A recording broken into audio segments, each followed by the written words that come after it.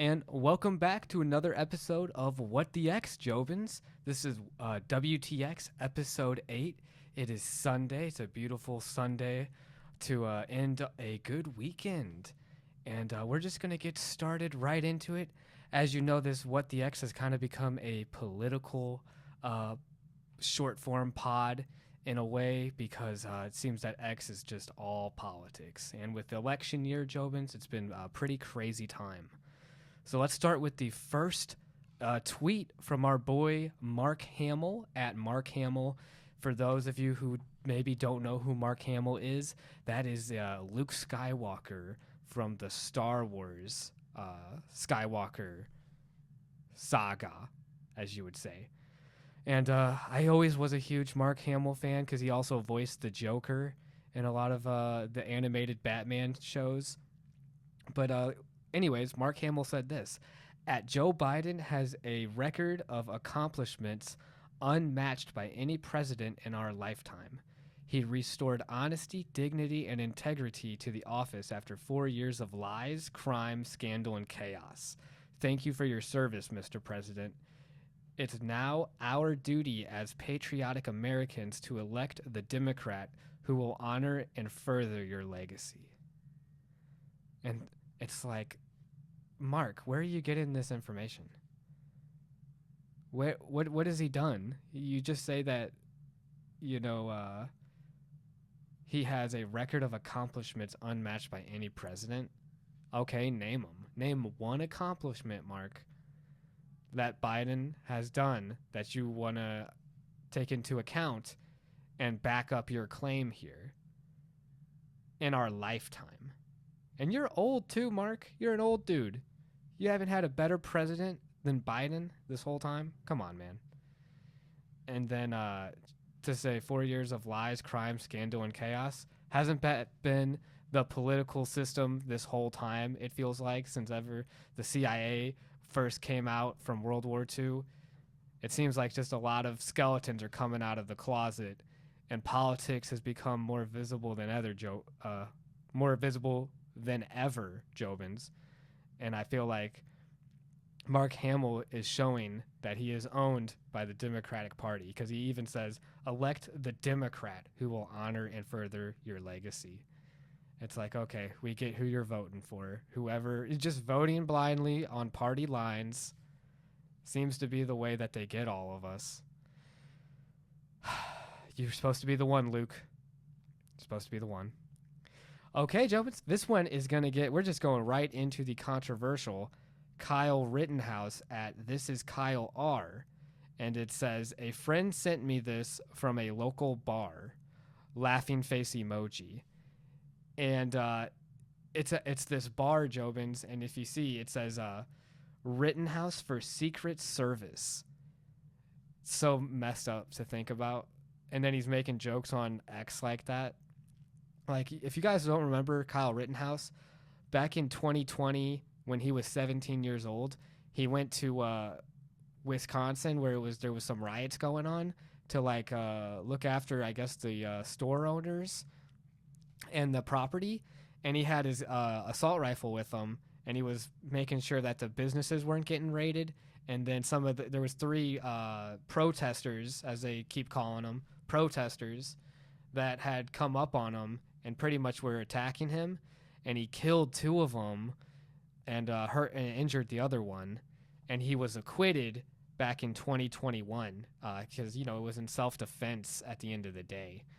Was he in the right to go out to those communities when he knew very well that it was dangerous like that? Probably not the best thing to do in hindsight, but he had the right as an American to have a firearm, and he was under attack. So and it was crazy because he was 17 years old, Jovins, Kyle Rittenhouse. That's so young to have gone through something like that, and then you have the world coming after you. Biden talking about how criminal it is. Like, does no one talk about how Biden was tweeting out and putting his kid's life in danger? You know how many death threats Kyle Rittenhouse probably has gotten? I bet it's a lot. So I think that people should take responsibility for when they throw people in the crosshairs like that, just like CNN and mass media has done to Trump, painting him out to be Hitler, what did you expect to happen? This was a ticking time bomb waiting to erupt. And then you get an attempted assassination on the president's life. And it's like, I can't believe Kyle Rittenhouse even is able to still be surviving after all the shit he went through, of us calling him, like some dumb kid who shouldn't have been there. And it's like, who knows what would have happened if he hadn't killed those two guys? He might have been murdered himself. So I feel for Kyle, and I think it's kind of funny that he said a friend sent me this from a local bar, and it says Rittenhouse for Secret Service, because it's like, oh man, because he's known for the guns. So just something that, again, political shit's crazy. Good for Kyle Rittenhouse being alive and being relevant. Shout out. Next one here is the next tweet, Jobins, by Hilary Clinton at Hilary Clinton. And I'll admit it again. I think I've admitted this before, because I always want to be upfront about my own voting record and my political allegiances. In college, did I vote for Hillary Clinton over Trump? Maybe I did. But, we live and we learn. And I'm trying to be more critical thinking and, take everything into account when looking at who should be in the political, who should be in government. But anyway, what did Hillary Clinton have to say? She had this to say: a mass deportation policy would rip apart American families and devastate our economy. It's also such a centerpiece of the Republican Party agenda that they had literal signs made. And then there's an image of signs that say mass deportation and like all in support of it.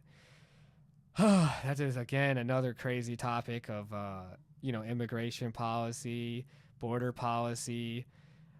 In Arizona, it's a border state, so I know it's a little bit more tense here about that. And it's so crazy because then they bus them over to New York and Chicago, and then the New York mayor gets all up in arms about it. Oh, suddenly he's not the peace-talking, everyone should be loved, and we need to make sure we take care of everyone mentality. And he's like, oh, New York first. Well, you weren't thinking about that when you first said it, huh, man? So it's like, it's a tricky subject because, I, of course, feel so bad for the refugees and everyone that is coming through just to have a better life and start a better life. But, there needs to be a process in place so the country doesn't fall into some of the trappings that people are afraid of. A lot of people don't trust the Democratic Party because of the whole idea of them being called newcomers and how they could influence the voting. And it's just, I feel like voting itself needs to be more scrutinized, and we all need to come to the same understanding, because our distrust or our ability or our inability to believe that our democratic process is working functionally is vital to democracy, or to the republic. So I think it's really important, Jobins, that we get the voting system back to where it needs to be and trusted and reliable again, because we don't have enough faith in politics these days. But to move on from that, Rob Schneider at Rob Schneider. They don't want you to remember, but remember the story leaked about how Iran was behind the assassination attempt? You've heard nothing about it since. That was supposed to be the story after the successful assassination, just like the CIA tried to blame Castro after JFK. And when I was on X looking for, tweets and everything, it's a crazy time right now. I was very surprised to get that from Rob Schneider. But again, there's been a lot of Rob Schneider stories on him being on the right and being more conservative. And that is a wild take, Rob, but who knows? I am not someone to just say, oh, that can't be possible, because there's a lot of shady stuff that's happened in history. So it's always, it's one of these things is bound to be true. Something's going to come to light. Just like how the Me Too movement was so shocking back in the day, in like 2016, this is like the next wow revelation moment. And I think this election year is the curtain's gonna be opened, and we're gonna see a lot. And if Rob Schneider's right, that'd be so crazy. The assassination attempt. So he's saying that we would have blamed Iran if the assassination attempt had been successful, but that's assuming that it was orchestrated and carried out by a political party. That probably is pretty obvious who would want to do that. But yeah, cheers to Rob Schneider, super funny guy. I recommend Jobin's Hot Chick, The Animal. He's Deuce Bigelow, good movies. Shout out Rob. Piers Morgan, who was on America's Got Talent, I believe, and he's got his own hosting on one of those news outlets, and he always is pretty controversial. He said this: if Biden's unfit to stay in the presidential race, then surely he's unfit to remain president too. And that's interesting because I do see where Piers Morgan is coming from, because, I mean, if you're not fit to do another term, aren't you kind of putting the towel in now, throwing the towel in right now? Why not just give it to Kamala Harris right now? Let her be sitting president, and then you have that to flex for the administration as well. It's literally the only thing I could think of that Biden could use as like an achievement or something noteworthy, is that his administration was the first one that actually opened the way for a woman to become president. That literally be the only thing that I would think Biden could maybe spin as a positive to what he's done in office. That's what I would recommend. And then it would be a lot easier for the Democratic Party to use her as the ticket, you know? So I say sit down. I'm with Piers. I'm saying, hey, I think you're done, Biden. Sit down. Let Kamala take the reins. Little publicity there. Woman power. Change. Moving forward. Progress, if that's what you want to show. No more old white man running the country. So, put your money where your mouth is and show it. Let her lead. And then also build off of that momentum into the election. But who knows? Who knows what they're going to do? Jake Shields, MMA legend Jake Shields at Jake Shields AJJ, said this. So the Trump shooter was in a BlackRock commercial. Now the head of BlackRock is going to be Trump's Treasury Secretary. Move along, nothing to see here. And that could be a coincidence, but it is pretty crazy to think that the shooter just happened to be in a BlackRock commercial in high school. But again, I mean, it could have been totally random.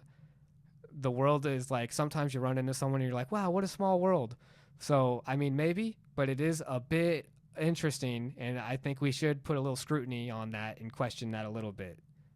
And Jake Shields, he does say some crazy shit sometimes, but I'm willing to hear him out on that, because that's an interesting take. Because the BlackRock guy being the Treasury Secretary itself is really scary when you think of all the assets that is under BlackRock management. Moving forward, we got two more here. The next one is by Vivek Ramaswamy. Vivek Ramaswamy. I always have such a tough time saying his name. At Vivek G. Ramaswamy. We're not running against a candidate. We're running against a system. And I feel like that's been a reoccurring theme that we've been talking about, even on What the X, is just like Biden, being under control of a larger puppet master. And I think that the parties, both parties, again, I feel like I'm giving a lot of heat to the Democratic Party just with the news going on right now. It's like, we kind of lose sight of things, but both parties are flawed. And, we just got to pick the least shiny turd, right? The best option. And I think the best option is still, I'm going RFK Jr. still, but who knows? Maybe someone can change my mind. Let's just see what goes on, because this has been a hell of a year.